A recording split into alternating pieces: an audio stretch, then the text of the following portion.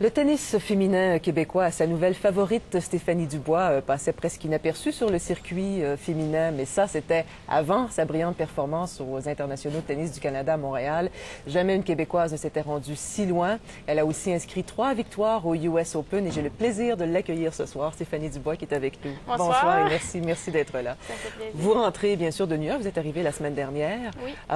Pas trop fatiguée, ça c'est bien, oui? Ben, je me suis reposée la semaine dernière, alors cette semaine, je recommence mon entraînement. Avez-vous écouté André Agassi hier? Avez-vous écouté le match? Oui, j'avais les larmes aux yeux un peu. Il a tellement eu une belle carrière et puis c'est vraiment une légende. Ouais. Ça m'a fait quelque chose, mais il a laissé beaucoup pour le tennis. Ah, c'est vrai, mais oui. En même temps, vous commencez évidemment votre carrière. Lui, il la termine assez jeune, hein, 36 ans. Oui. On part souvent très jeune du tennis. Est-ce que vous appréhendez un peu ça, de devoir dire un jour, il va falloir que je parte? Bien, je pense que tous les gens sont différents. Je pense que quand tu arrives à une carrière, que tu as gagné tous les tournois, puis je crois aussi qu'il y a une famille, c'est sûr que ça dépend beaucoup des gens, mais je pense que quand vient le temps, je pense que tu le sais. Mais après une belle carrière comme Agassi a fait, il n'y a aucun regret il peut pas se donner aucun regret. Ouais. Alors, je pense que ça dépend pour tout le monde. Ouais. Vous avez très bien fait à Montréal, vous avez bien fait aussi au US Open, mais vous êtes quand même un peu déçu. J'ai vu ça. Vous me l'aviez dit aussi la semaine dernière au téléphone, puis un petit peu déçu quand même d'avoir perdu. C'est certain que j'ai une petite déception. C'était la première fois que je me qualifiais pour un grand chelem. Ça faisait, je pense, 7 fois que j'essayais de me qualifier. Puis là, j'ai eu la chance, puis j'ai perdu première ronde. J'aurais aimé ça gagner peut-être un petit peu plus de matchs. Mais dans le fond, c'est comme un objectif que j'ai réalisé. Alors, à mon prochain, je vais jouer l'Australian Open. Mon objectif, ça va être d'aller le plus loin dans le tableau. Puis, je suis pas mal sûre que je continue à m'entraîner comme que je fais présentement. Puis, mon objectif, c'est d'être dans le tableau principal. Alors, les prochains tournois, ils vont être... déterminant, assez important pour pouvoir peut-être déterminer si je suis dans le tableau principal ou dans les qualifications. Mais est-ce que ça vous a quand même donné confiance en vous, un peu plus confiance en vous, les derniers matchs? Ah oui, c'est ça. Avec la Coupe Rogers, que j'ai joué des super bons matchs contre les meilleurs au monde, puis joué 3 matchs consécutifs au US Open, que ça fait 4 ans que je jouais. Je les joue dans les juniors, puis 2 fois dans les professionnels. Puis de me qualifier, j'étais quand même assez fière de moi. C'est important, ça, hein, je pense. Oui, bien, d'être fière, puis de prendre de la confiance. C'est ça donne beaucoup de confiance. Puis quand je suis arrivée pour me réentraîner, tu te sens encore mieux, puis tu es encore plus motivée. Puis c'est ces moments-là qui déterminent aussi comment tu te sens puis comment tu vas appréhender les prochains tournois. Puis j'ai vraiment hâte de jouer mon prochain tournoi parce que je veux me ressentir comment j'étais dans mes 2 tournois que j'ai faits une couple de semaines. C'est drôle parce qu'effectivement, avant Montréal, on vous connaissait dans le milieu du tennis, bien sûr, mais le grand public ne vous connaissait pas. Et les médias étant ce qu'ils sont aussi, hein, là, maintenant, vous êtes découverte. Et bon, comment vous vous sentez avec les médias? C'est quand même assez nouveau pour vous, tout à coup. Ouais, tout le monde parle de vous, on vous invite en entrevue. Trouvez-vous ça difficile à gérer? Ben, je pense que c'est correct. Je veux dire, je pense que j'aime ça, parler avec les médias et tout, mais c'est sûr que ça a fait quand même un gros choc de la Coupe Rogers puis au US Open. Il y avait beaucoup de médias, mais j'apprécie vraiment ce qu'ils font pour moi. Je pense que et j'aime ça aussi venir aux émissions, mais c'est certain que c'est comme une petite adaptation. Et ça peut devenir de plus en plus envahissant aussi, vous le savez, hein? À Ouais, mesure que vous performez. C'est certain, mais je pense que j'apprends de fois en fois.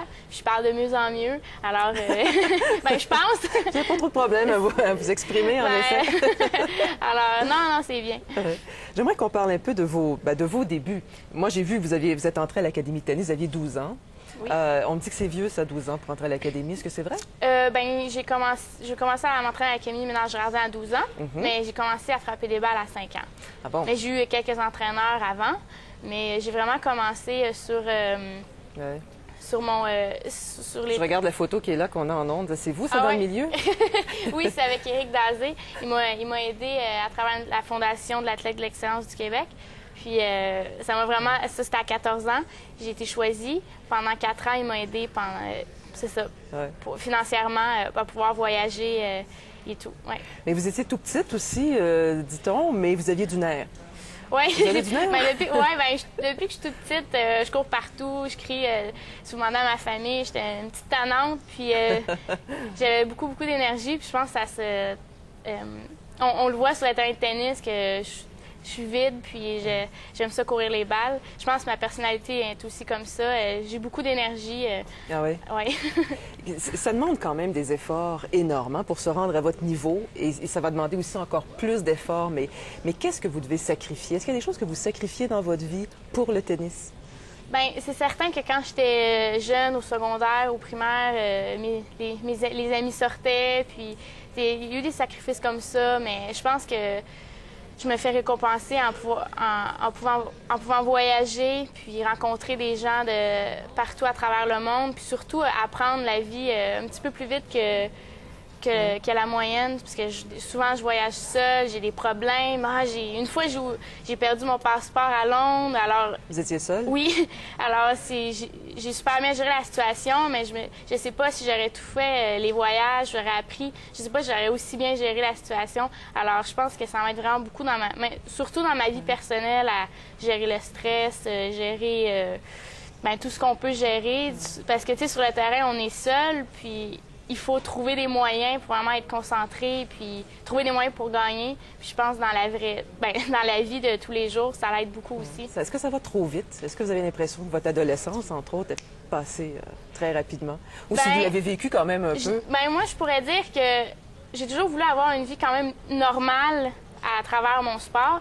Puis je pense que j'ai réussi. Tu sais, quand je revenais de mes tournois, j'allais au cinéma avec mes amis. Je pense que... Avez-vous fêté un peu, là, votre US Open et tout ça? Oui, bien, surtout après la Coupe Rogers, on a invité les gens qui m'ont supporté à la maison. C'est sûr qu'on a fêté un peu. Je pense que c'était un beau moment. Ouais. Mais je pense que j'ai bien géré quand j'étais jeune, vie normale et vie tennis. Ouais. Mais j'étais vraiment beaucoup concentrée sur mon tennis, mais j'ai quand même une vie normale un petit peu. Ouais. Et gros sacrifice pour vos parents aussi, hein, j'imagine, qui doivent aussi vous encourager. Ça coûte des sous, ça coûte cher aussi arriver à vos niveaux. Oui, surtout quand j'étais plus jeune, j'ai commencé à voyager, aller en France, aller en Floride, faire des tournois internationaux. Ça a été un peu plus dur. Puis quand est venu Éric Dazé, des Blackhawks de Chicago, le joueur de hockey, il nous a beaucoup aidés, puis je pense qu'à partir de là, ça nous a tous, dans le fond, motivés à aller plus loin. Ouais. Puis ça a vraiment été le moment clé, je pense, de ma carrière, de mon évolution surtout. Qu'est-ce que vous devez améliorer, Stéphanie, pour vous rendre notamment au classement principal? Sur quoi vous devez travailler? Oui, des choses à améliorer. Je pense que je devrais améliorer mon service. Je regarde avec les autres joueurs et peut-être il manque un petit peu de vitesse et de précision. Ah bon? Mais aussi frapper la balle plus tôt et mes revers un peu plus croisés. Je fais les gestes. Je fais tout le temps les gestes quand je parle. Mais je pense qu'il y a beaucoup de choses que je dois améliorer, mais c'est dans la bonne voie, puis je pense que c'est positif. Mais pour jouer moi-même un tout petit peu au tennis, je ne jouerais pas contre vous. Oh non, je ne jouerai jamais contre vous, ça c'est sûr. Mais je sais qu'il y a des moments où on est très bon, puis il y a des fois où on est si frustrant. On voudrait bien placer les balles, puis ça ne fonctionne pas. Est-ce que c'est comme ça aussi à votre niveau? Bien, il y a des... Comme le golf? C'est ça, il y a des jours, la balle sort moins bien, on fait un peu plus d'erreurs, mais il y a des jours qu'on joue vraiment bien, puis on se trouve vraiment bon. Il y a des jours ça va moins bien, mais c'est comme dans dans tous les métiers, je pense. En tout cas, ça me console. Merci beaucoup, Stéphanie, de votre disponibilité. Bien, merci beaucoup à vous. Merci beaucoup. Et puis, bonne chance. Hein? Merci.